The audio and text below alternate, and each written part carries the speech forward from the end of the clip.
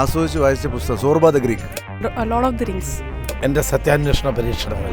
വേഗാനന്തര ലോകമാണ് ഇത്തവണ MBIFL കാ ഫെസ്റ്റിൻ്റെ തീം എന്ന് പറയുന്നത്. നമ്മളെല്ലാവരും വളരെ സ്പീഡിലാണ് പോയിക്കൊണ്ടിരിക്കുന്നത് അല്ലേ. നമ്മുടെ ജീവിതത്തിൽ ഓരോ കാര്യവും പട്ടേ വെച്ചിട്ടാണ് നടക്കാൻ നമ്മൾ ആഗ്രഹിക്കുന്നത്.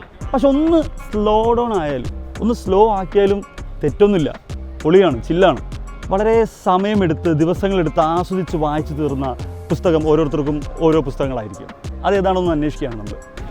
പരിണാമം കുറേ ടൈം എടുത്തിട്ടുണ്ട്, പക്ഷേങ്കിൽ ഭയങ്കര എൻജോയ് ചെയ്തിട്ട് വായിച്ച ബുക്കാണ്.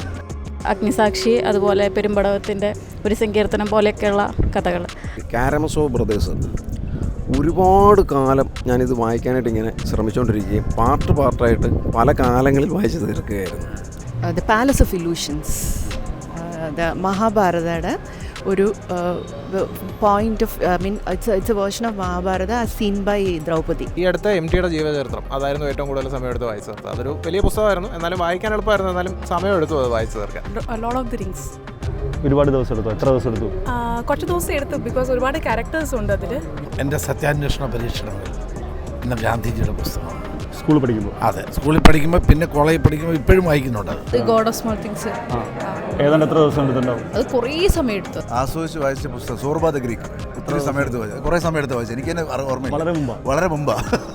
പല പുസ്തകങ്ങളുണ്ട്, അതിൽ പെട്ടെന്ന് ഓർമ്മ കിട്ടുന്ന ദസ്തയേവ്സ്കിയുടെ പുസ്തകങ്ങളാണ്.